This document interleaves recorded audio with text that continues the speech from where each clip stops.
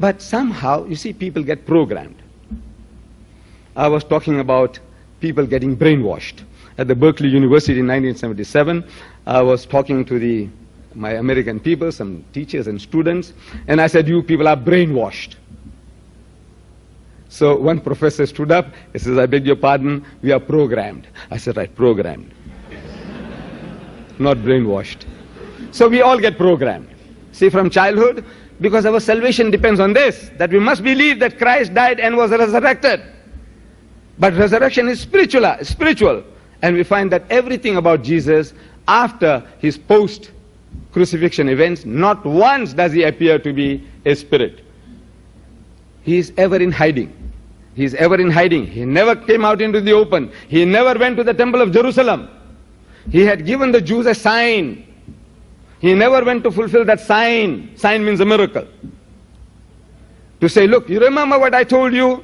Here I am. Do your worst. But he didn't dare do anything. He didn't dare to go to meet these people, the Jews, his own people. He had given them a sign. In Matthew chapter 12, verse 38, 39, 40, we read there, again, the same type of confrontation. The Jews come along, and they said, Master, again, in the Hebrew language, Rabbi, we would have a sign of thee. In other words, we want you to show us a miracle, to convince us that you are above the ordinary. You are the man we are waiting for, the Messiah. Do something like flying in the air, like a bird, walk on the water, give life to the dead, do something, man, then we know that you are above the ordinary. So that we can believe that you are our Messiah. In response to that, Jesus says to his people, he said, an evil and adulterous generation seeketh after a sign. As a horrible nation, horrible people. You're looking for miracles, tricks. Tricks to convince you that I am a genuine man of God. You want me to show you some tricks? Magic? He said, an evil and adulterous generation seeketh after a sign, but there shall no sign be given unto it. No sign, no miracle, except the sign of the prophet Jonah. Only one, none but one. For as Jonah was 3 days and 3 nights in the belly of the whale, so shall the Son of Man, referring to himself, be 3 days and 3 nights in the belly of the earth. This is the only sign I'm prepared to give you. The only miracle I'm prepared to concede to is this. He didn't say, you know, blind Bartimaeus, I healed him. You know, that woman with issues, bleeding profusely for years, she touched me and she got healed. You know, I brought up Lazarus back from the dead. You know, that girl, she had died and I brought her back. You know, that fig tree, I destroyed it from its very roots. You know, I killed those 2,000 pigs. You know, I turned water into wine. Nothing. Nothing of the kind. He never showed any of these things. He says, look back, man, what I have done so far. I said, the only sign I'm prepared to give you is the sign of Jonah. What happened to Jonah is going to happen to me. His miracle is my miracle. And I have been asking these missionaries of Christendom, these hot gospelers, these Bible thumpers, evangelists, preachers, I said, now what was that sign?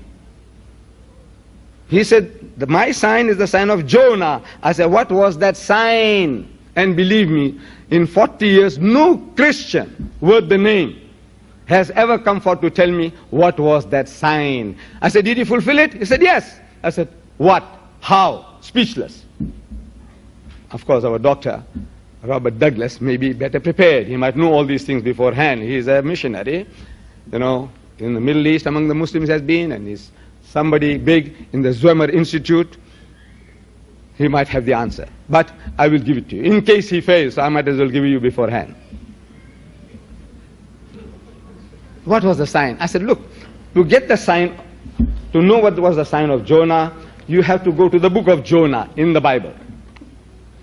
And that book of Jonah is 1 page. This is the page.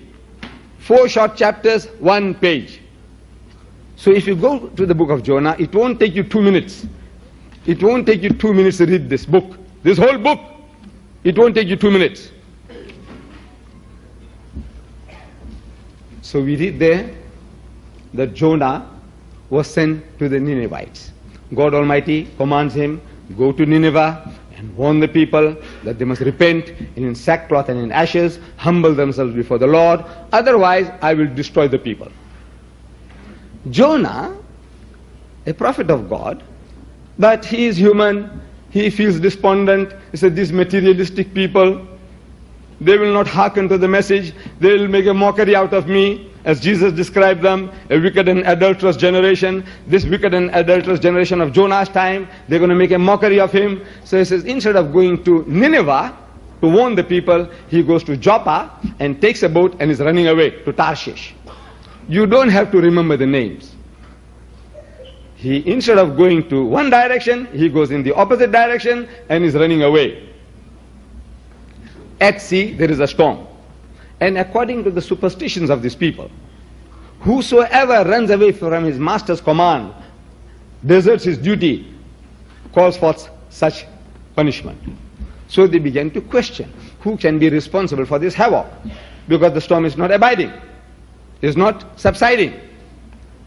So Jonah, he realizes that he is the guilty person, because actually he is running away from his master's command. God tells him to go to Nineveh, and he is going to Joppa.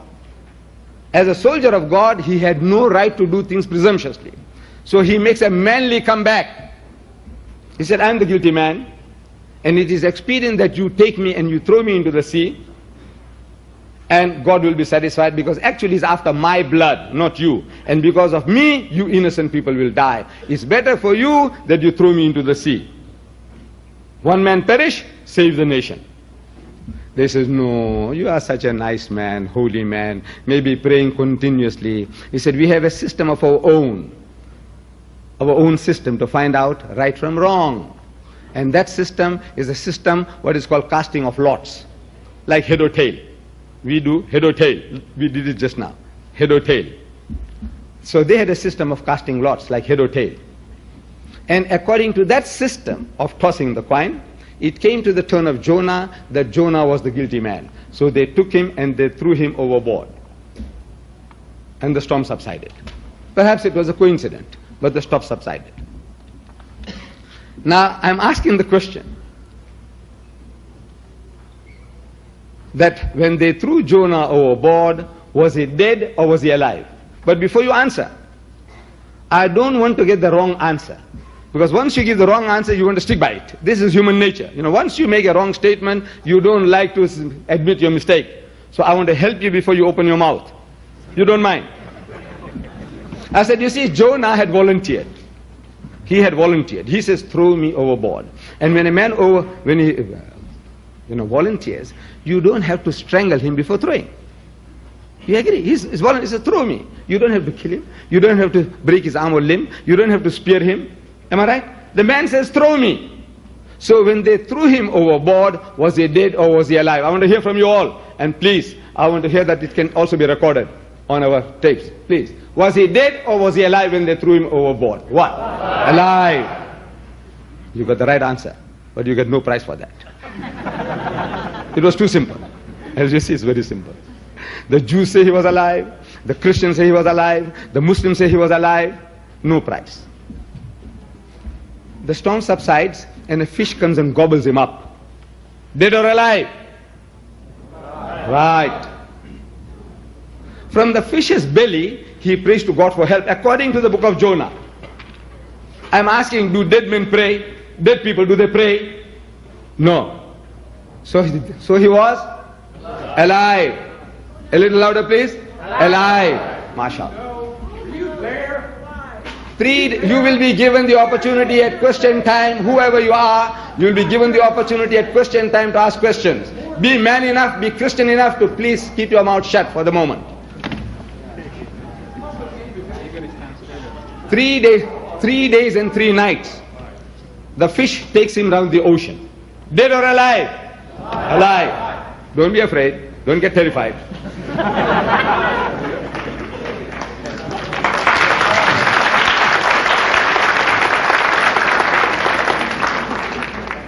On the 3rd day, the fish vomits him on the seashore. Dead or alive? Alive.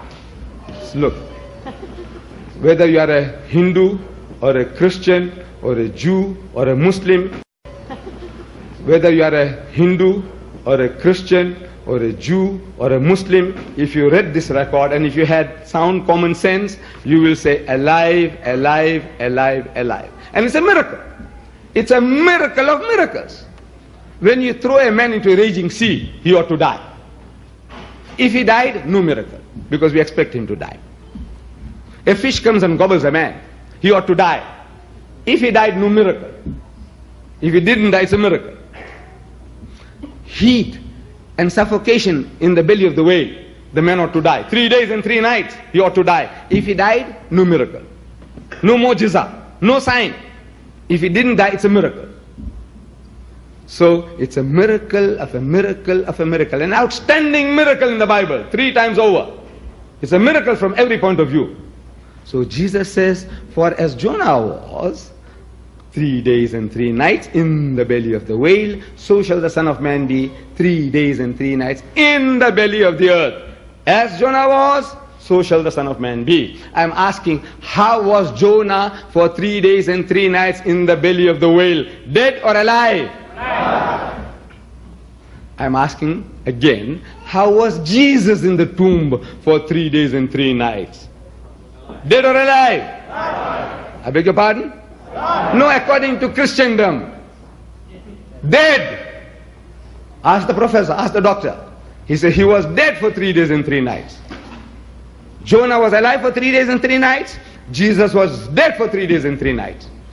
Any Christian worth the name will tell you that. Any Christian. You don't have to be a DD, and you don't have to be a theologian or a preacher or an evangelist hearing voices from heaven. You need nothing. Jonah is alive. The Christian says Jesus was dead.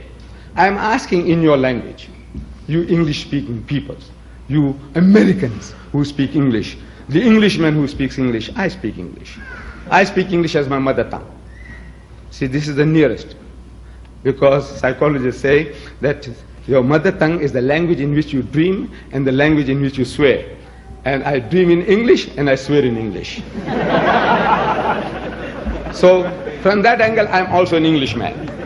See, I'm an English-speaking person. Though my mother tongue is Gujarati, I speak Urdu, I speak half a dozen different languages, but my mother tongue is English according to the psychologists. So, I'm asking in your language. Those, I'm sure all of you understand English. Otherwise you wouldn't be here. I said, in your language, you see, is this like Jonah or unlike Jonah? Jesus says, for as Jonah was, like Jonah.